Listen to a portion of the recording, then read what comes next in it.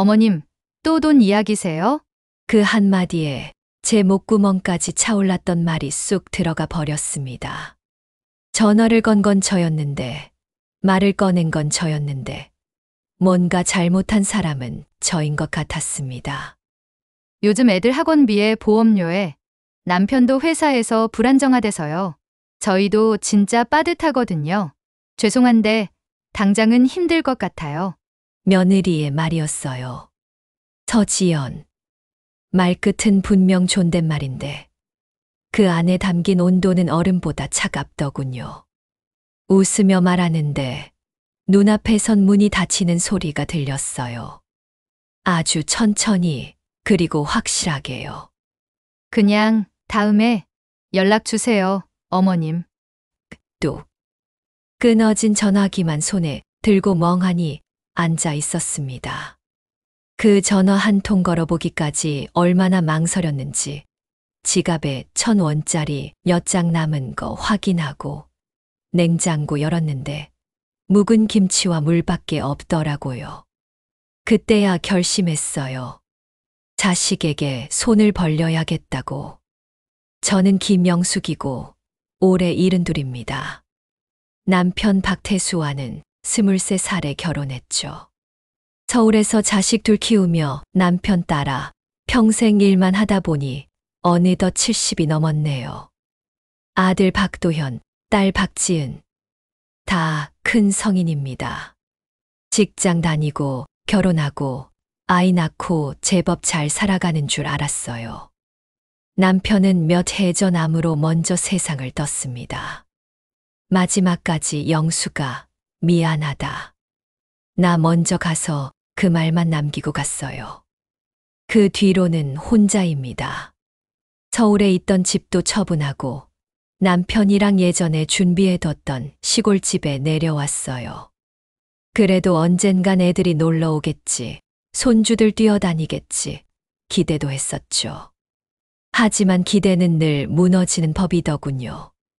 명절에도 전화 한 통 없고, 제사도 배달 음식으로 깔끔하게 해도 된다는 며느리 말에 속으로 울었습니다. 아들이라고 뭐 다를까요? 엄마, 요즘 바빠서. 그 말만 하더니 이젠 연락 자체를 잘 안 해요. 딸도 마찬가지입니다. 지은이는 이혼하고 혼자 애 키우느라 힘들다고는 하지만 그 애도 제가 먼저 연락하지 않으면 몇 달이 훌쩍 지나가요. 그래도 자식인데 힘들다고 말하면 도와주겠지 싶었어요. 그게 착각이었죠. 며칠 전이었어요. 집 앞 동네 마트에서 달걀 한 판 사려는데 잔고가 부족하다고 카드가 튕기더라고요. 현금은 지갑에 고작 2,000원. 순간 숨이 턱 막혔습니다. 이 나이에 굶을 수도 있겠구나. 그런 생각 진짜 처음 해봤어요. 그래서 전화를 했던 거예요. 아들네, 그저 조금만 생활비 좀 보태줄 수 있겠니라고 말하고 싶었어요. 몇만 원이라도. 하지만 돌아온 건 차가운 벽이었죠. 아니, 벽조차 아니었어요.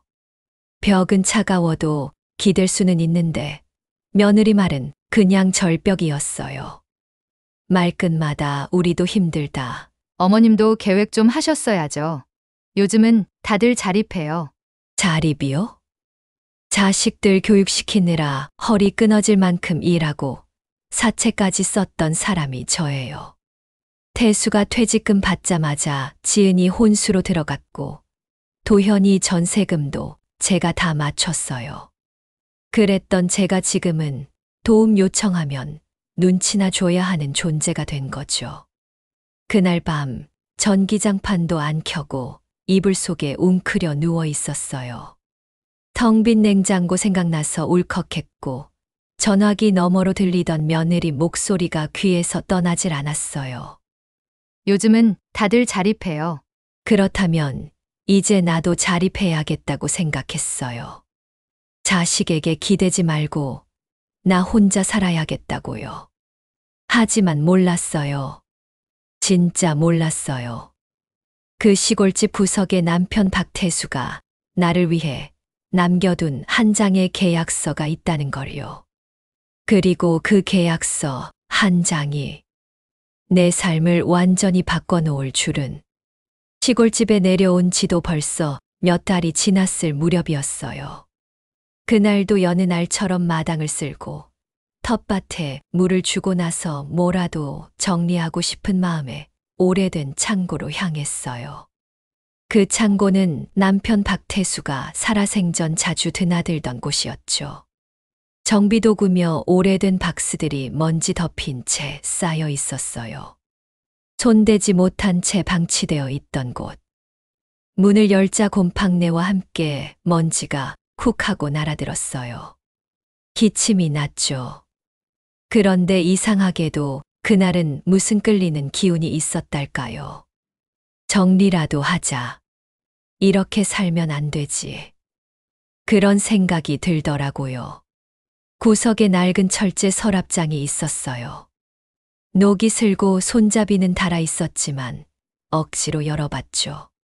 그 안에 남편의 오래된 공책이며 메모지며 이것저것 뒤섞여 있었어요. 그 중에 유독 눈에 띄는 갈색 봉투 하나가 있었어요. 구겨진 채로 이름도 없이 덩그러니. 무심코 들었다가 전 깜짝 놀랐어요. 서울동 빌딩 지분 계약서 박태수, 이민수 공동 명의. 제가 눈을 의심했어요. 빌딩 지분, 이게 뭐야? 계약 일자는 1994년. 오래전 일이었죠. 그때 우린 딱 학원비 때문에 허덕이던 시기였어요. 도현이가 고3, 지은이가 중학생일 무렵이었거든요. 당시 남편이 내 친구가 땅 하나 잡아뒀는데 신도시 된다네. 같이 들어가 보자고 하더라 라며 얼핏 이야기했던 기억이 났어요. 그땐 제가 뭐라 그랬는지 기억나요. 지금 정신이 나갔어요? 그 돈이면 애들 학원비 1년치예요. 그런 허허벌판의 땅을 왜 사요? 남편은 말없이 웃기만 했죠. 그날 이후로 그 얘기는 꺼내지도 않았고 저도 잊고 살았어요. 그런데 그게 진짜였던 거예요. 손이 막 떨리더라고요. 봉투 안엔 계약서와 함께 짧은 쪽지 하나가 들어 있었어요. 영수가 혹시라도 이걸 보게 되는 날이 온다면 그땐 내가 곁에 없겠지. 내가 너 말 안 듣고 이민수 말 믿고 들어간 거야. 욕해도 좋아. 근데 꼭 확인해봐. 이게 너 혼자 살아갈 노후 보험이야. 너무 늦지 않았기를. 태수. 그 글씨를 보고 눈물이 왈칵 쏟아졌어요. 그 무뚝뚝하던 사람이 이렇게까지 생각하고 있었구나 싶어서요. 그리고 그제서야 깨달았어요. 남편은 살아있을 때보다 죽고 나서 더 큰 걸 저한테 남겼더라고요. 다음 날 저는 서울로 올라갔어요. 봉투를 들고 지도를 찾아보고 지하철을 2번 갈아타고 택시까지 타고 서울 한복판 빌딩 앞에 섰습니다. 그 건물, 제가 텔레비전 드라마에서나 보던 그런 크고 반짝이는 빌딩이었어요. 거기 들어가면서 얼마나 손에 땀이 났는지 몰라요. 사무실에서 조심스레 계약서를 내밀자 젊은 직원이 처음엔 시큰둥하게 봤더니 갑자기 표정이 굳더라고요. 이게 박태수님, 명예 맞으신가요? 제 남편이에요. 직원이 곧바로 다른 사람을 불러왔어요. 중년의 관리소장 같은 분이었죠. 그분이 서류를 확인하고는 제 앞에 앉아 조용히 말했어요. 할머니 아니, 김영숙님. 맞으시죠? 이민수 씨 유언장이 접수됐습니다. 박태수님이 사망한 이후 공동명의였던 이 지분은 이민수 씨 유언에 따라 전에 김영숙님께 상속 처리됐어요. 그 말을 듣는 순간 저는 의자에 주저앉아 버렸어요. 지분이요. 이 건물 지분이요. 예. 현재 기준으로 약 40% 지분입니다.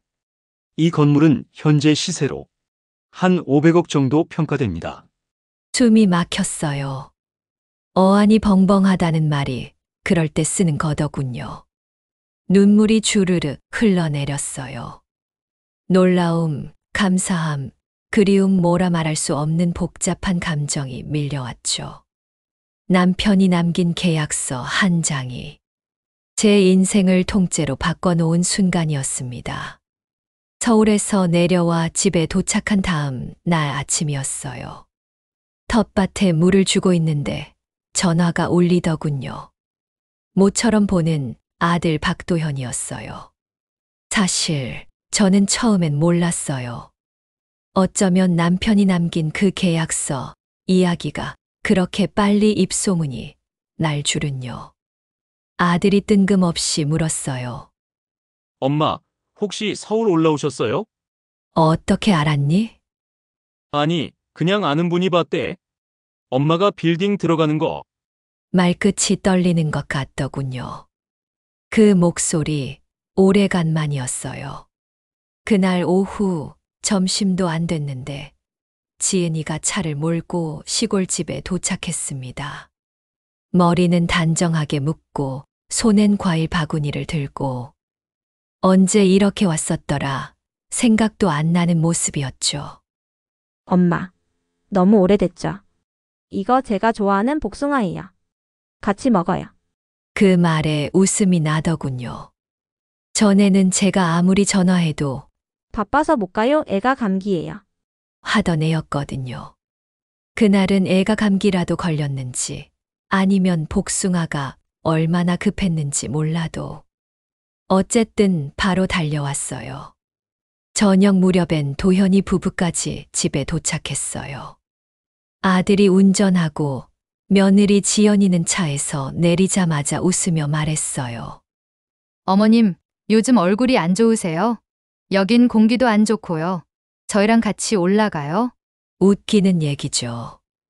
불과 일주일 전 생활비 부탁드렸을 땐 요즘은 다들 자립해요라던 사람이 이젠 저희가 모실게요라니요. 그 말, 그 표정, 그 눈빛이 너무 익숙하더라고요. 딱 결혼식 전 집안 형편 물어보던 그 눈빛이었어요. 이 사람한테 뭐가 있나 없나 따지는 눈. 집에 들어오자 아들이 말했어요. 엄마, 우리가 잘못했어요. 사실 엄마 생각 안 한 거 아니에요? 바빠서 서로 여유가 없어서. 그 말 듣는데 가슴이 시리더군요. 나는 몰랐어요. 내 자식이 이런 위선적인 말까지 아무렇지도 않게 할 줄은. 그 와중에 며느리는 자연스럽게 물었어요. 어머님, 그 건물 지분은 혹시 명의가 어머님으로 다 되어 있는 거예요? 내가 무슨 말을 하기도 전에 그 애는 바로 덧붙였어요. 요즘 세금도 복잡하고 연세도 있으시니까 도연 씨 명의로 바꿔두시는 게 더 좋을 수도 있대요. 정말 대단하더군요. 연극을 해도 저 정도면 전국 극장 다 돌겠더라고요. 나는 웃었습니다. 조용히 입꼬리만 살짝. 그 애들 눈엔 내가 아직도 무지하고 손주 얼굴이나 보고 싶어 안달난 그런 늙은이로 보였던 거죠. 하지만 이제는 달라요. 이제는 내 이름으로 된 어엿한 지분이 있어요. 세상이 바뀐 게 아니라 내 입장이 바뀌었을 뿐이에요. 그들은 여전히 같았어요. 내게 줄 건 하나 없고 가져가고 싶은 마음만 가득한 사람들. 지은이는 그날 밤 제 방 문을 조심스럽게 열고 들어와 말했어요. 엄마 저 이번 달에 학원비가 많이 나왔어요. 어차피 엄마 그 건물 지분 혼자 관리하기도 힘드시잖아요. 그냥 우리 셋이 공동 명의로 바꾸면 편하지 않을까요? 그 말을 들으면서 저는 아주 천천히 자리에서 일어났어요. 딸아이 눈을 똑바로 보며 조용히 말했죠. 지은아, 너 예전에 그랬지. 엄마, 난 나 혼자 살 거야. 엄마 인생은 엄마가 책임져. 나도 내 삶이 있어. 그때 내 말이 아직도 귓가에 남아 있단다. 지은이는 말을 잊지 못했어요. 그리고 저는 덧붙였어요. 엄마 인생 내가 책임질게. 너희 인생도 너희가 책임져. 그 말에 지은이 입술이 떨리더군요. 그래요. 돈은 인간을 드러냅니다. 자식이든 누구든 가진 게 생기면 그 사람의 본 모습이 드러나는 거예요. 나는 더 이상 기대하지 않기로 했습니다. 기대할수록 더 아프니까요. 이제 남은 인생, 진짜 의미 있는데 쓰고 싶어요. 남편이 말했죠. 이게 내 노후보험이야. 이제 그 보험으로 나와 같은 사람들을 위한 공간을 만들 겁니다. 나처럼 외로운 노인들이 마지막까지 사람답게 살 수 있도록. 그리고 그 애들한테, 그 누구에게도 더는 무릎 꿇지 않을 겁니다. 그날 밤 잠이 오지 않았어요. 달빛이 유난히 밝더군요. 아무 말 없이 누워 있다가 문득 남편의 쪽지를 다시 꺼내봤어요. 영수가 혹시라도 이걸 보게 되는 날이 온다면 그땐 내가 곁에 없겠지. 이게 너 혼자 살아갈 노후 보험이야. 너무 늦지 않았기를. 그 글씨를 다시 읽는데 그 사람 목소리가 귓가에 울리는 듯 했어요. 태수는 살아서도 말없이 묵묵한 사람이었고 죽어서도 내 곁에 이런 방식으로 남아 있었던 거예요. 나는 그 순간 결심했어요. 이 돈, 이 집은 더는 자식들 손에 맡기지 않겠다고. 누구에게도 기대지 않고 내 두 다리로 내 인생의 마지막을 제대로 살아보겠다고요. 다음 날 서울에 있는 법무사를 다시 찾아갔어요. 지분 전체에 대한 등기 확인, 상속 처리, 명예 재확인. 전부 다시 정리했죠. 그리고 그 자리에서 말했어요. 이걸 사회에 쓰고 싶습니다.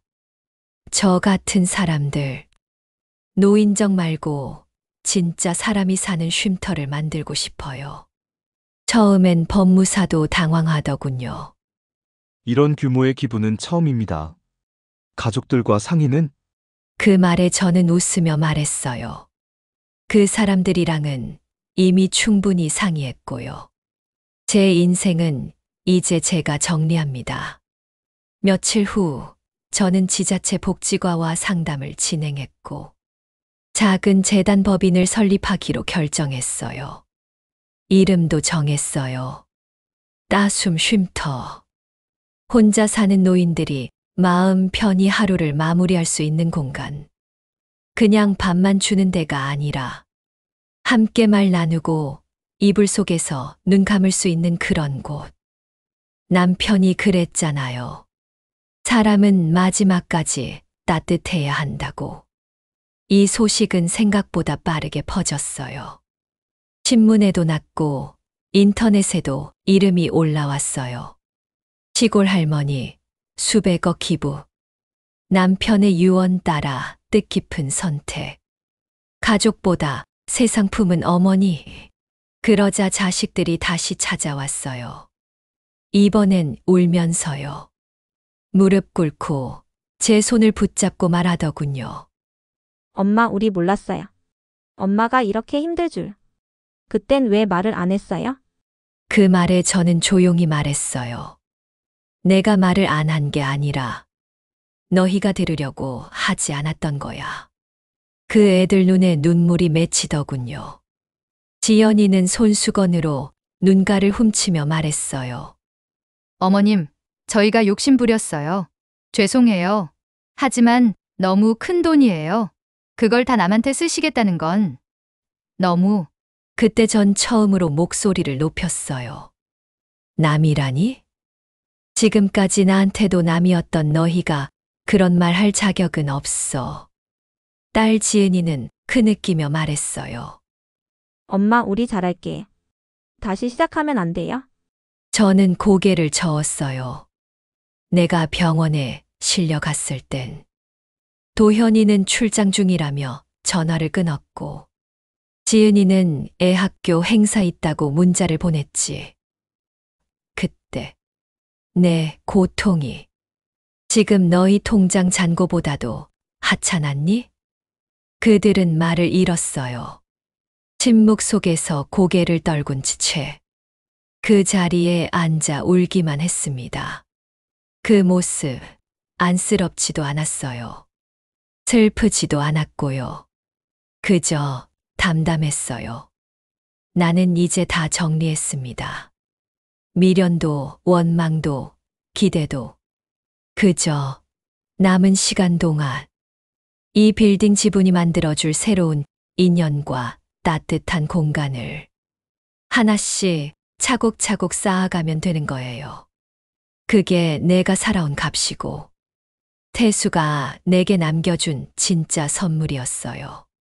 첫 번째 따숨 쉼터가 드디어 완공되던 날, 저는 새벽부터 눈이 떠졌어요. 긴장도 설렘도 걱정도 아닌 그냥 마음속 깊은 데서 올라오는 이상한 떨림이 있었어요. 거울을 보니 예전보다 머리는 하얘졌지만 눈빛은 조금 살아있더군요. 그날 개소식에는 생각보다 많은 사람들이 왔어요. 시청 관계자며 언론 기자며 이웃 할머니들까지. 그 중엔 낯익은 얼굴도 있었죠. 도현이, 지연이, 그리고 지은이. 세 사람은 말없이 행사장 한쪽에 서 있었어요. 아무도 다가오지 않았지만 그 존재만으로도 마음이 조금 무거워졌죠. 하지만 저는 제 역할을 다 해야 했어요. 단상에 올라 마이크를 잡고 조용히 말했어요. 안녕하세요. 김영숙입니다. 이 자리에 설 줄은 저도 몰랐습니다. 평생 남편, 자식만 바라보고 살아왔습니다. 그 삶이 틀렸다고 생각하진 않지만 이제는 제 삶도 살아야 한다는 걸 알게 됐습니다. 따숨 쉼터는 저 혼자만을 위한 공간이 아닙니다. 우리 동네에, 아니 이 나라에 너무나도 많은 김영숙들이 존재합니다. 이 공간은 그분들을 위한 작고 따뜻한 집입니다. 마지막까지 사람답게 살 수 있도록. 그게 제 남편의 뜻이기도 했고 저의 새로운 시작이기도 합니다. 고맙습니다. 박수 소리가 났고 사람들은 눈시울을 붉히더군요. 그 순간 무대 아래에 앉은 지은이와 눈이 마주쳤어요. 딸은 입술을 깨물며 고개를 숙였고 도현이는 며느리의 손을 꼭 잡은 채 아무 말도 하지 않았어요. 행사가 끝난 뒤 기자들이 질문을 쏟아냈어요. 자식분들이 반대하지 않으셨나요? 이 재산을 왜 가족이 아닌 사회에 쓰기로 결심하셨나요?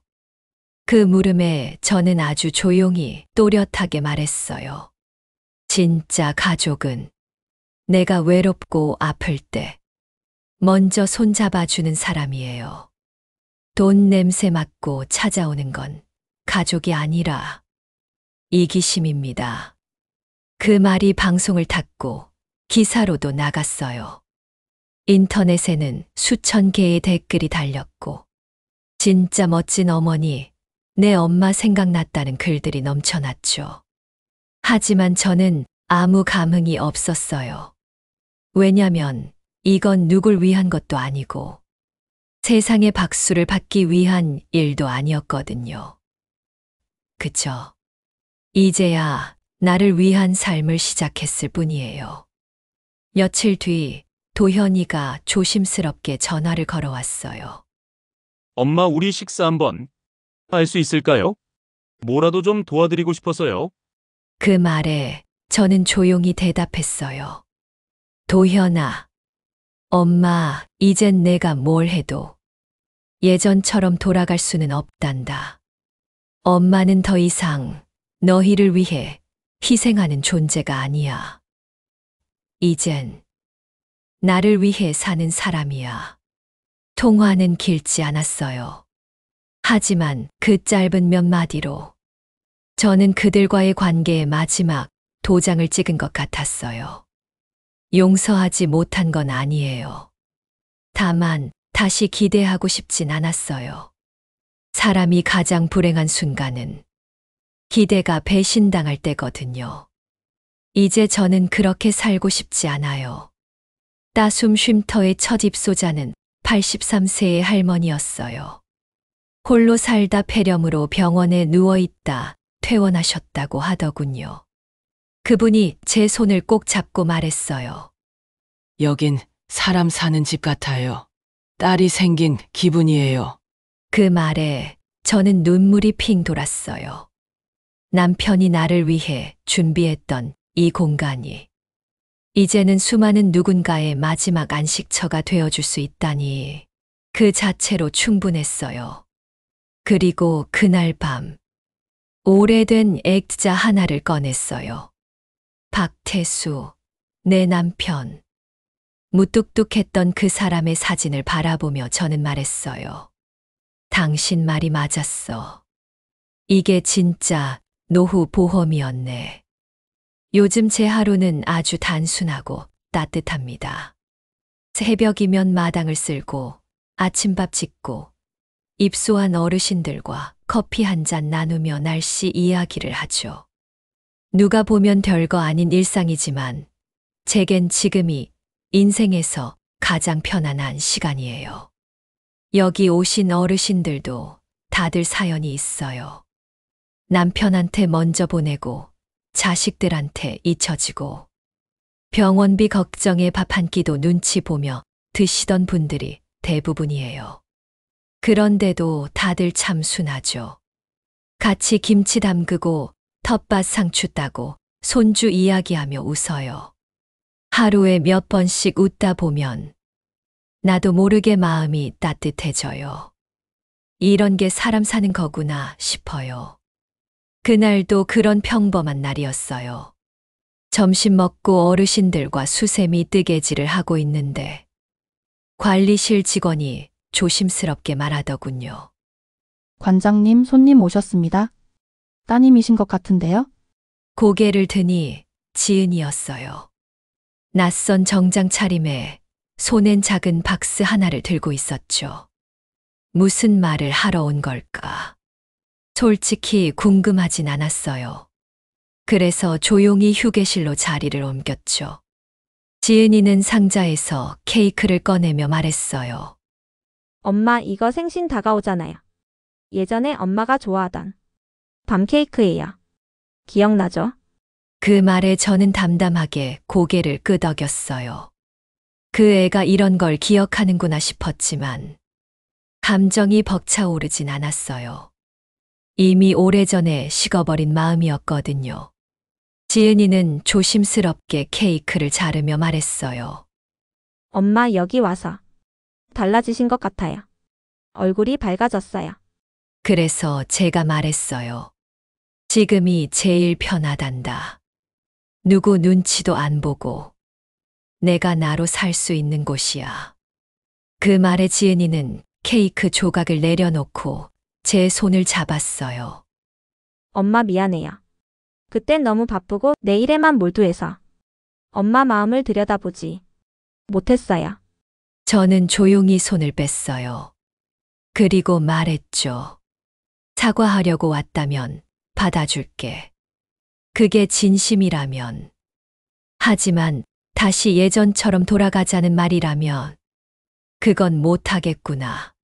지은이는 울먹였어요. 엄마, 우리 진심이에요. 지금이라도 엄마 곁에 있고 싶어요. 그 말에 저는 미소 지었죠. 그리고 아주 조용히 말했어요. 너희는 너무 늦었어. 내가 병원에 실려갔을 때. 너흰 모두 바빴고 무심했고. 그땐 나도 내가 필요했어. 침묵이 흘렀어요. 그리고 지은이가 마지막으로 말했어요. 그래도 엄마 딸이라는 건 변하지 않잖아요. 그 말에 저는 처음으로 조용히 고개를 저었어요. 지금의 나는 너희 어머니가 아니라 여기 있는 어르신들의 딸이야. 지은이는 아무 말도 하지 못했어요. 그저 눈물을 훔치고 일어섰어요. 작은 박스를 두고 돌아서면서 말했죠. 엄마 건강하세요. 정말 행복하시길 바랄게요. 그 뒷모습을 보며 마음이 아프지 않았다면 거짓말이겠죠. 하지만 후련함도 있었어요. 그동안의 내 감정을 그 아이에게 다 말했기에 이젠 미련도 한도 없었어요. 밤이 깊어가고 쉼터 거실에 혼자 앉아 있던 그날, 창밖의 별을 바라보며 생각했어요. 나는 진짜 자유로워졌구나. 지금 내가 누리는 평온은 그 어떤 돈으로도 살 수 없는 것이고, 그 누구의 눈치도 보지 않는 삶이었어요. 그리고 그때 알았어요. 늦게 온 인생일수록 더 정직하게 살아야 한다는 걸. 며칠 전 쉼터에 새로운 어르신 한 분이 입소하셨어요. 이름은 조말순, 85세. 허리가 굽었고 말도 조용조용하지만 눈빛은 또렷했어요. 들어오자마자 내가 너무 늙었지? 하며 웃으시는데 어쩐지 첫인상부터 마음이 끌리더군요. 며칠 후부터 그분과 아침마다 산책을 같이 했어요. 도란도란 이야기 나누다 보니 그분도 자식들과 멀어졌더라고요. 어쩌다 보니 나도 혼자 됐어. 근데 말이야 혼자 된 게 꼭 불행한 것만은 아니더라. 그 한마디가 가슴에 탁 박혔어요. 우리 쉼터 식구들은 이제 진짜 가족 같아요. 누가 아프면 같이 병원 가고, 누가 김치 부치면 다 같이 앉아 먹고, 밤엔 TV 보면서 어릴 적 얘기하며 깔깔대죠. 피 한 방울 안 섞였지만 서로의 손을 꼭 잡아주는 사람들. 가끔은 생각해요. 이곳에서의 나날이 그 어느 때보다 더 내 인생 같다고. 남편 박태수와 함께 보냈던 시간도 고맙지만 그건 누군가의 아내로서의 삶이었고 지금은 비로소 나로서 살아가는 시간이에요. 어느 날은 한 입소 어르신이 제게 그러셨어요. 영숙 씨는 여기 안 오셨으면 어쩔 뻔했을까? 우리한텐 하늘에서 내려온 딸이야. 그 말을 듣는 순간 왈칵 눈물이 쏟아졌어요. 그동안 외롭고 억울하고 슬펐던 감정이 그 말 한마디에 다 씻겨나가는 기분이었죠. 그리고 문득 생각했어요. 내가 아이들에게 바라던 가족이란 게 사실은 바로 이런 마음 아니었을까. 그냥 마음 편히 기대고 힘들 때 말없이 손잡아주는 존재. 그걸 피로 맺은 자식들에겐 받지 못했지만 여기선 매일같이 받고 있어요. 그 사실이 저를 더 단단하게 만들었어요. 자식들에게 느낀 실망도 이젠 미움이 아니라 그냥 지나간 일로 여기기로 했어요. 그 애들도 나름의 인생이 있고 어쩌면 나처럼 상처 입은 마음으로 살고 있을지도 모르죠. 하지만 그건 이제 제 몫이 아니에요. 그들의 인생은 그들의 것이고 이제 저는 제 삶을 살기로 했으니까요. 며칠 전엔 쉼터 식구들과 같이 작은 텃밭을 일궜어요. 상추, 고추, 가지. 작은 모종을 하나씩 심으며 서로 농담하고 웃었죠. 그리고 저는 속으로 생각했어요. 이게 인생의 진짜 결실이구나. 수십 년간 참아왔던 감정들, 숨죽였던 목소리들, 내가 아니었던 삶들. 이제는 그 모든 것에서 벗어나 비로소 나라는 이름으로 살아가고 있어요. 그런 나를 남편은 미리 알고 있었나 봐요. 그가 남긴 메모가 이 모든 시작이었으니까요. 영수가 내가 혼자일까봐 준비한 거야. 그 사람의 묵묵한 사랑이 내 인생을 다시 일으켜 세운 거죠. 가끔 밤하늘을 보며 그를 떠올려요. 그리고 혼잣말을 해요. 당신 말이 맞았어. 이게 진짜 노후 보험이었어. 그리고 저는 지금 누구의 엄마도 아내도 아닌 그냥 김영숙으로 살고 있어요. 오늘은 따숨 쉼터가 문을 연 지 꼭 1년 되는 날입니다. 말 그대로 쉼 없이 달려왔던 한 해였어요. 돌아보면 모든 게 낯설고 두려웠어요. 노인이 뭘 안다고, 재산을 사회에 내놓고 쉼터를 세운다고, 다들 미쳤다고 했죠. 그때마다 속으로 말했어요. 나는 이제야 나로 사는 중입니다. 쉼터 입소자도 처음엔 둘뿐이었어요. 그분들도 저도 서로 어색해서 눈치만 봤죠. 그런데 어느 순간 주방에서 찌개를 끓이며 수다 떨고 밤마다 차 마시며 창밖을 보던 순간들이 우리 사이를 가족보다 더 가족답게 만들었어요. 요즘은 입소 대기자가 많아졌어요. 지자체에서도 관심을 주고 사회복지사들도 봉사를 오죠. 이 작은 공간이 누군가에겐 마지막 삶의 의지가 되고 누군가에겐 다시 살아볼 희망이 된 거예요. 그게 제가 꿈꾸던 그림이었어요. 오늘은 특별히 남편 박태수의 사진을 모셔놓고 조촐한 제사도 지냈어요. 함께 식사하면서 저는 말했어요. 당신 참 한결같이 말이 없었지만 결국 이긴 건 당신이었어. 이렇게 큰 선물을 남기고 갔잖아. 그리고 손끝으로 그 사람 사진을 쓰다듬으며 속으로 되뇌었어요. 고마워요. 그대 덕분에 나 인생 한 번 더 살게 됐어요. 자식들 말이요? 그 애들은 여전히 연락을 하긴 해요. 명절엔 선물도 보내고 가끔 전화도 하죠. 하지만 예전처럼 무작정 기대진 않아요. 그저 한때 내 삶의 전부였던 존재들이 지금은 조금 거리를 둔 채 내 곁 어딘가에 있다는 정도로만 기억하고 있어요. 그게 더 건강하더군요.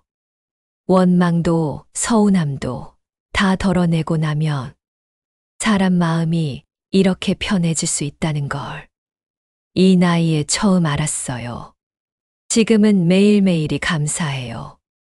햇살 좋은 날엔 뜰에서 빨래를 말리고 비 오는 날엔 다 같이 국수를 삶아 먹고 밤에는 어르신들 자는 방에 불 켜져 있는 걸 확인하며 하루를 마무리하죠. 이보다 더 바랄 게 없어요.